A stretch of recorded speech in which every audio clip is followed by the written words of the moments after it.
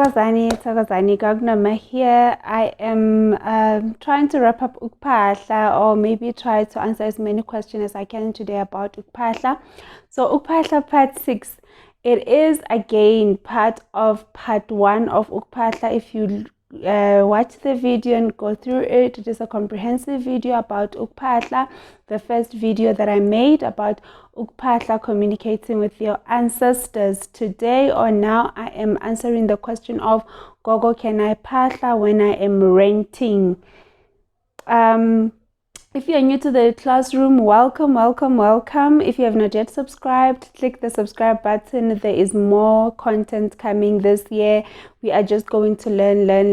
We are learning together. We are growing together. This is your online comprehensive classroom where we are changing our lives one lesson at a time with Gogo Noma.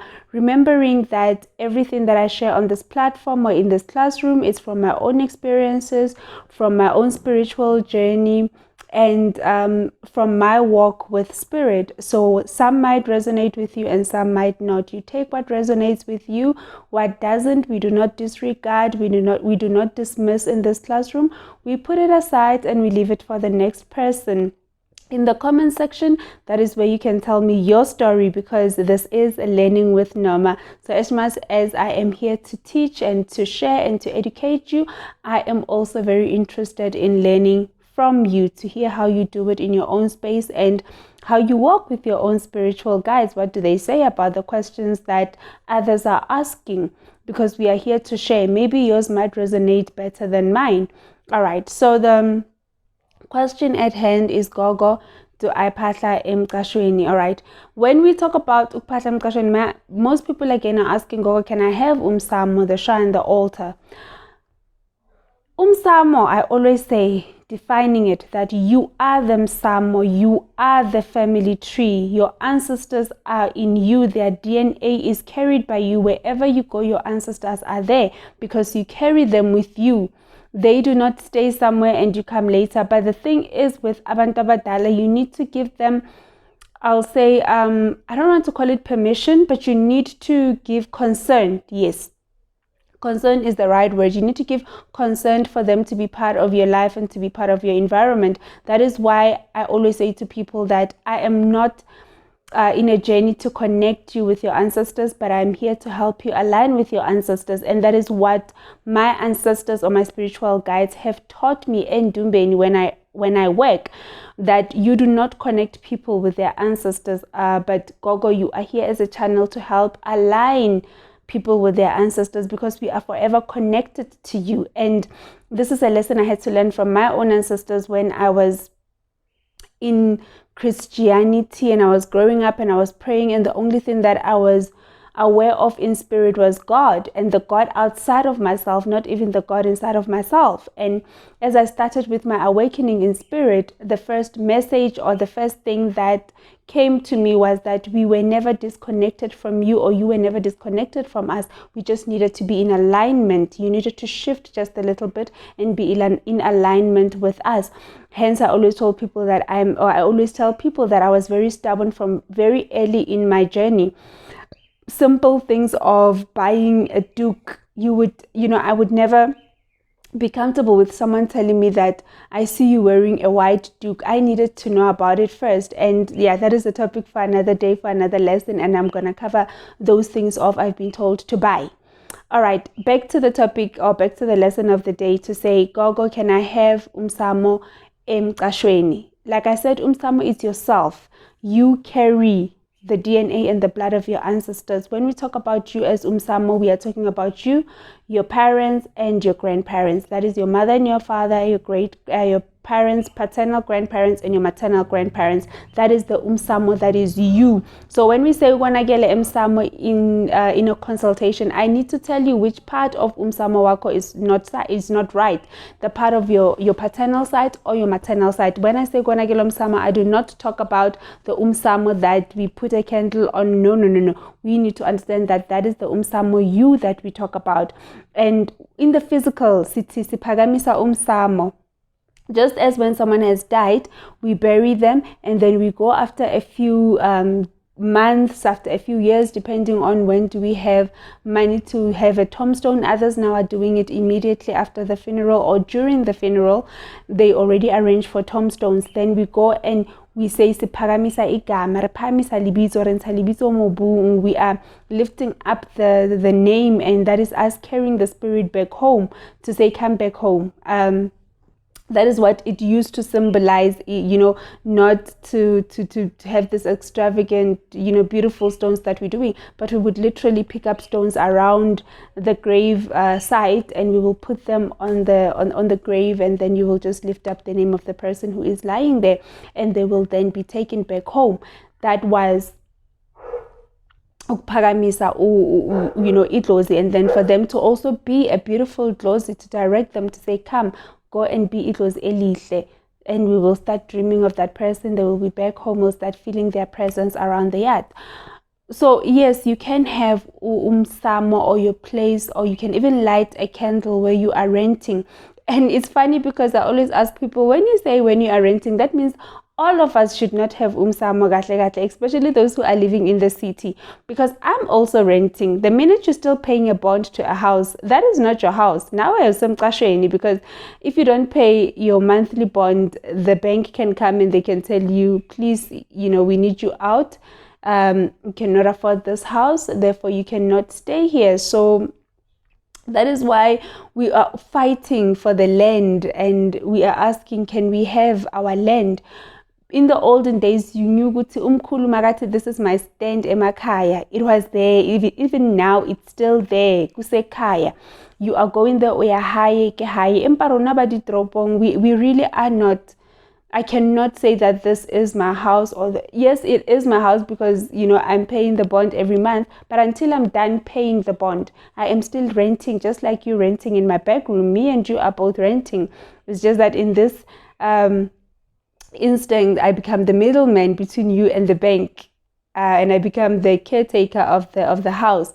So yes, you can have your shrine, or you can light your candle, and you can phahla your ancestors in a space where you are. I'm gonna try to do it like this.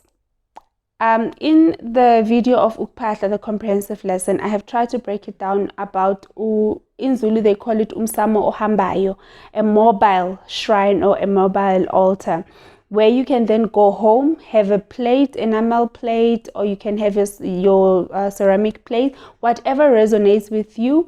You can also have a white cloth, pure white cloth, or if you have dreamt of any ancestral cloths, you can buy that ancestral cloth. You go at home, you ask an elder to phahla with you, or if you do not have someone who can do it with you, you can do it alone in your own space, in your own room at home. And this is if it is possible. I'm going to give another way to do it.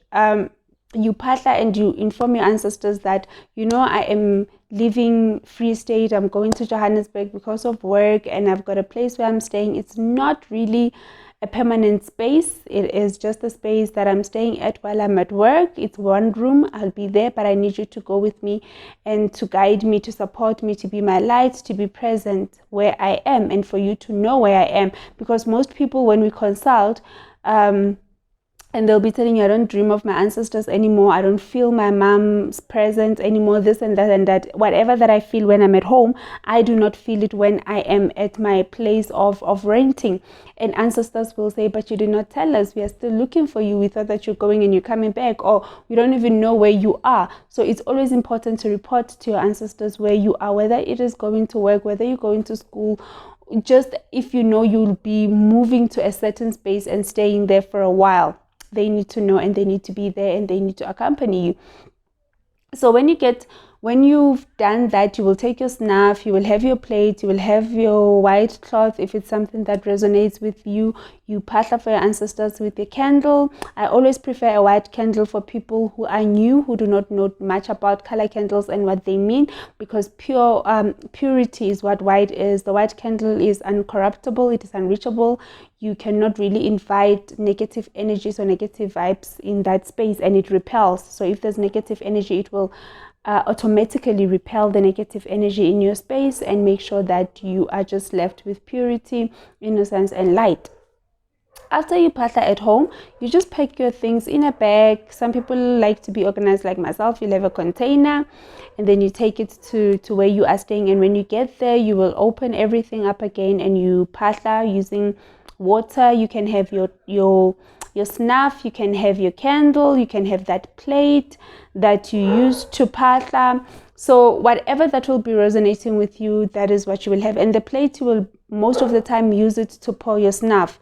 And when you go back home, you can also carry the very same thing. And maybe when you go, you can just phahla and tell ancestors that for a few days or for whatever time, I'm going back home now. I'm coming back. I'm going for the holidays.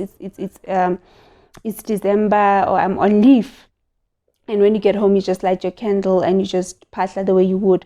But yes, you can phahla emqashweni, and that's how you can do it. But if you cannot reach home, it is also possible. You just take water, you take your candle, and as you start to phahla, you call your ancestors, you introduce yourself. If you don't know how, watch the video. There's a link in the description about how to introduce yourself, the importance of introducing yourself, and you can just check on the YouTube channel. There are lots of videos about Ukupahla. As you can see, this is part 6 of Ukupahla. So I've answered a few of the other questions. Just check the other videos and understand how you can introduce yourself. You still do the same process, but yes, you do not need to be limited because you are emqashweni. We are all renting because we are paying rent. We are paying a bond, and that is a sort of a rent. And that is how, for me, it works. That is how I always tell people, and that's how I always comfort people in a way, to say, do not worry. You know, you are there, and you're not saying your ancestors are going to take over the yard of somebody else, but you are just inviting them into your room, into your space, and you're talking to them, and that is your shrine, that is your sacred space, that is where you light your candle, and that is where you communicate. Remember, lighting a candle is bringing light between you and the spirit world. So yes, you can light your candle wherever you are, and you can communicate with your ancestors in your space of renting. I hope that this video has been insightful and that you will feel comfortable buying that white candle, taking a glass of water, praying, and some people feel okay. I sometimes just use a candle to phahla. I don't even have water, I don't have snuff, I don't have anything. I just talk to my ancestors. And I always say also, all these things can build up. You can start with a pure white candle, have that light between you and the spirit world, and ask them to guide you. It can be through dreams, it can be through streams, and you listen to one and it resonates with you and you need to buy all those things. Or it can just purely be through ancestors showing you how they would want you to phahla, the cloth, everything. But yes, you can phahla in your renting space. My name is Gogo Noma. I hope that this was insightful. Do not forget to subscribe, like the video, share. In this classroom, a lesson learned should be a lesson shared. If you have not yet followed me, follow me on Instagram, Facebook, Twitter, on TikTok. Twitter, I'm not really active. Twitter, it's got its own things, but yeah, it's got its own people. So yeah, on Instagram, on Facebook, and on TikTok, we share a lot of lessons. I answer a lot of questions there, so you can also go and learn a lot on TikTok. Thank you so much for being in the classroom. Thank you so much for subscribing, and see you next time. My name is Gogo Noma. Thank you, Tagazani.